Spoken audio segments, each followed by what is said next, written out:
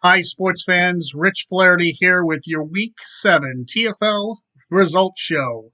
Sorry this is a little late. I didn't have any time yesterday to be able to get this put together, but I wanted to get it out to you early, and I'll see if I can try to get the preview show out later today. But what a great week we had. We didn't really have any upsets per se.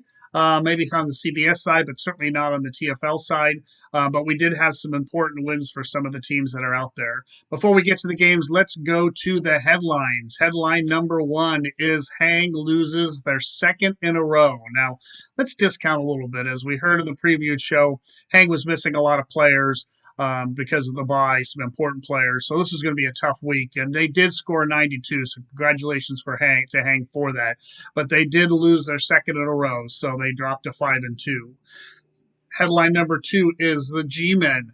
The G-Men score the high weekly score of 111, and in doing so, they actually take over the total points lead. So congratulations to G-Men. Game highlight or headline number three is that we now have only 5 teams that have winning records. We have 7 teams that are 3-4, 2-5.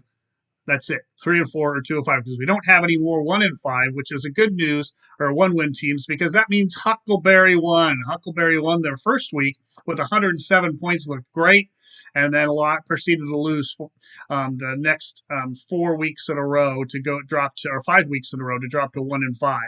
Now they are at 2-5 after winning this week to get off that 1-win schneid.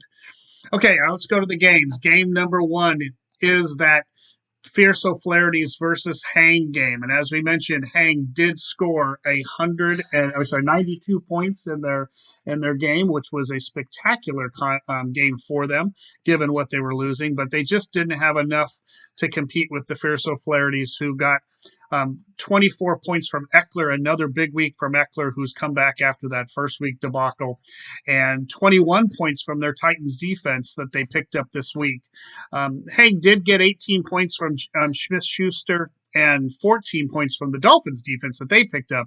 They just didn't have enough to compete with the Fierce O'Flaherty's this week, and the Fierce O'Flaherty's won their game 105-92. Fierce O'Flaherty's now 3-4. Hang, as we mentioned, is now 5-2. Game number two was the Mooners versus ED. This is where the line split a little bit. The CBS had this as a close victory for ED.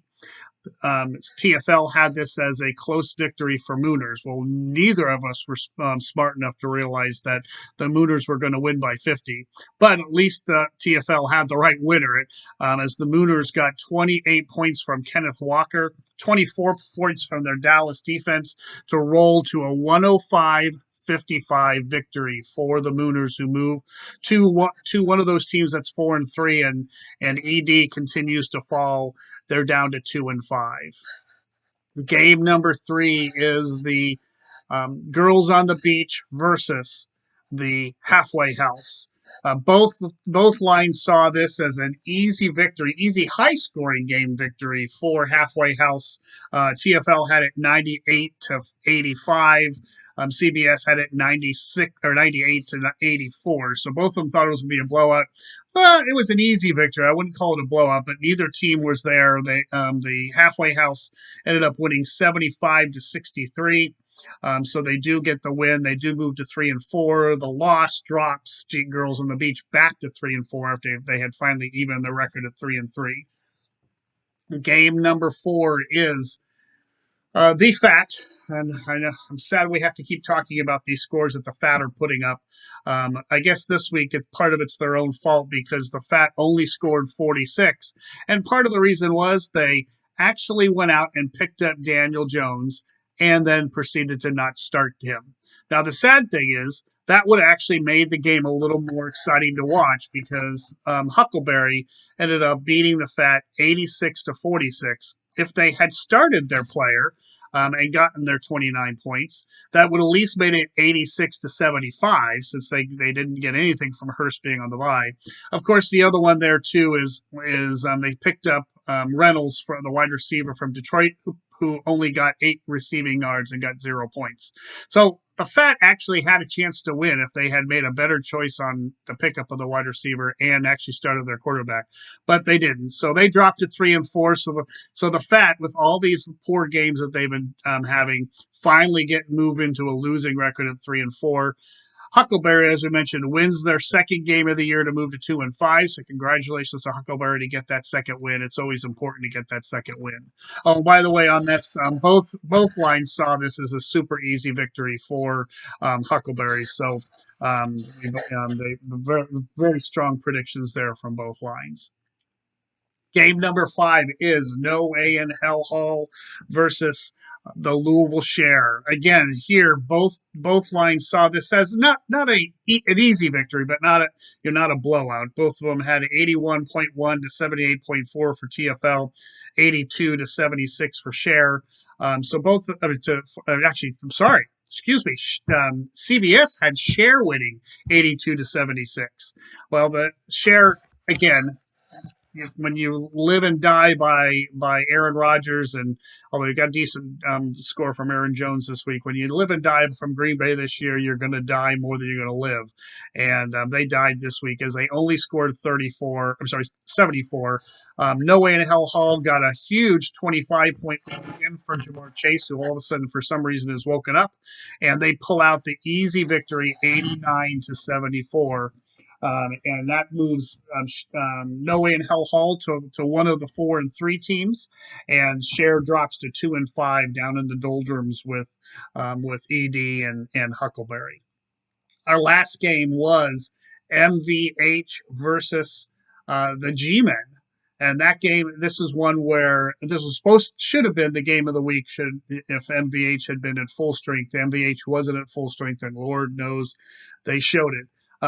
G-Men, even though they didn't have Dalvin Cook, still scored well. As we mentioned, scored 111 points. Of course, got 41 from Joe Burrow, which is certainly going to help you score 111 points if you get 41 from your quarterback.